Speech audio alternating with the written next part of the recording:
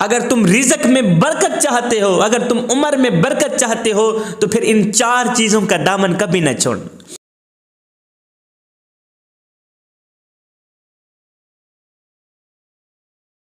میرے نبی علیہ الصلوۃ والسلام نے فرمایا جو شخص یہ چاہتا ہو کہ میری عمر لمبی ہو وہ 4 چیزیں اپنا لے۔ پہلی چیز، اپنی بیوی سے اچھا سلوک کرے، اپنے بچوں سے اچھا سلوک کرے، اپنی فیملی سے اچھا سلوک کرے، رشتہ داروں سے اچھا سلوک کرے، محبتیں بانٹے، پیار بانٹے، ہر وقت تلخ لہجہ نہ اپنائے، بد مزاجی نہ اپنائے۔ فرمایا اگر تم چاہتے ہو کہ تمہاری رزق میں برکت ہو، تمہاری عمر میں برکت ہو، تو اپنی بیوی سے اچھا سلوک کرنا۔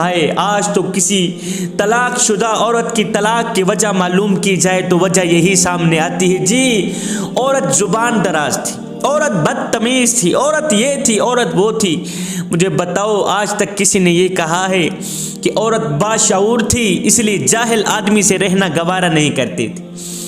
مجھے بتاؤ آج تک کسی نے یہ کہا ہے کہ مار پیٹ کو وہ اپنا فریضہ نہیں سمجھتی تھی؟ آج تک کسی نے یہ کہا ہے کہ شوہر کی تلخ کلامی، ہر وقت تلخ لہجے میں بات کرنا، شوہر کی بد مزاجی بیوی اپنا مقدر نہیں سمجھتی تھی؟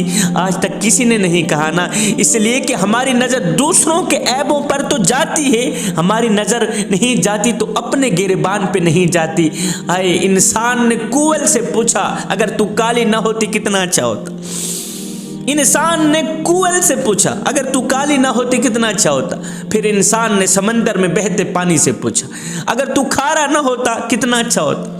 پھر انسان نے ایک دن گلاب اٹھایا، تلی پہ رکھا، پوچھنے لگا اوئے اگر تیرے اندر یہ کانٹے نہ ہوتے تو کتنا اچھا ہوتا؟ تینوں بول اٹھے انسان اگر تیرے اندر دوسروں کے عیب ڈھونڈنے کی عادت نہ ہوتی تو کتنا اچھا ہوتا؟ آج کا انسان دوسروں کے عیب ڈھونڈنے کی کوشش کرتا ہے، دوسروں کے عیب تلاش کرنے کی کوشش کرتا ہے، دوسروں کی خامیاں تلاش کرنے کی کوشش کرتا ہے، لیکن اپنے گریبان میں جھانک کر کے نہیں دیکھتا کہ میرے اندر بھی کوئی عیب ہے یا نہیں، میرے اندر بھی کوئی کمیاں ہیں یا نہیں، میرے اندر بھی کوئی کوتاہیاں ہیں یا نہیں۔ کاش کہ ہمیں اپنے گریبان میں جھانکنا نصیب ہو جاتا، یہ سارے مسئلے حل ہو جاتے۔ فرمایا میرے نبی نے اگر عمر لمبی چاہتے ہو، اگر رزق میں برکت چاہتے ہو تو پھر اپنی بیوی سے اچھا سلوک کرنا، اپنے بچوں سے اچھا سلوک کرنا۔ دوسرا عمل فرمایا رشتہ داروں سے اچھا سلوک کرنا، رشتہ داروں میں، پڑوسیوں میں کوئی غریب ہیں تو ان کی مدد کرنا، محلے میں کسی بیوہ عورت کی بیٹی کی شادی کرنے میں بھرپور ساتھ دینا، غریب بیٹیوں کا رشتہ تلاش کرنا۔ اگر اللہ نے تمہیں دولت سے نوازا ہے، اگر اللہ نے تمہیں مال سے نوازا ہے تو مال کی نمائش نہ کرنا، غریبوں کی امداد کرنا، غریبوں کی مدد کرنا، نمائش نہ کرنا۔ ہم نے دولت کی نمائش اس طرح کی، امیری کی نمائش اس طرح کی، پیسوں کی نمائش اس طرح کی کہ غریب کا جینا محال کر دیا۔ غریب بیچارہ موت مانگنے پہ مجبور ہو گیا کہ یا اللہ اب تو مجھے موت ہی دے دے، ایسے گھٹیا معاشرے میں جینے سے کہیں زیادہ بہتر ہے کہ میں تیرے پاس ہی آ جاؤں۔ ہم نے اپنی دولت کی نمائش، اپنی امیری کی نمائش اس طرح کی کہ غریب موت مانگنے پہ مجبور ہو گیا۔ شادی کے موقع پر ہم نے جہیز اپنی بیٹی کو ہی دینا ہوتا، ایسا نہ شادی کے موقع پر ہم نے جہیز اپنی ہی بیٹی کو دینا ہوتا ہے، لیکن ہم کیا کرتے ہیں، اس جہیز کو 4 پہیوں پہ بچھا دیتے ہیں، محلے میں آواز لگاتے ہیں بچیو آؤ ہماری بچی کا جہیز دیکھ لو، ایسا نہ آؤ ہماری بچی کا جہیز دیکھ لو۔ میں نے کہا نادانو تم نے جہیز دیا تو اپنی بیٹی کو، لیکن یہ کسی کو بھی خیال نہ آیا کہ جو بچیاں تیری بچی کا جہیز دیکھنے آئی ہیں ان بچیوں میں سے لاوارث بچی بھی موجود ہے۔ جو بچیاں تیری بچی کا جہیز دیکھنے آئی ہیں میاں، ان بچیوں میں سے غریب بچی بھی موجود ہے، ان بچیوں میں سے یتیم بچی بھی موجود ہے، ان بچیوں میں سے اس غریب بوڑھے باپ کی بچی بھی موجود ہے جو غریب بوڑھا باپ اپنی بوڑھی کمر پہ بوریاں لاد لاد کے دن رات محنت مزدوری کر رہا ہے، نہ دن دیکھتا ہے نہ رات دیکھتا ہے، اوور ٹائم لگا رہا ہے۔ اگر کوئی پوچھ لے بابا جی تو دن کو بھی کماتا ہے رات کو بھی کماتا ہے، رات کو سو بھی لیا کر، تو آگے رو کر کہتا ہے بیٹے چپ کر، میں نے اپنی بیٹی کے ہاتھ پیلے کرنے ہیں اس لیے میں اوور ٹائم لگا رہا ہوں۔ وہ بوڑھا باپ اپنی بوڑھی کمر پہ بوریاں لاد لاد کے دن رات محنت مزدوری کرتا رہا، محنت مزدوری کر کے اس نے اپنی غریب بیٹی بیٹی کو تعلیم دی، اس کو جوان کیا۔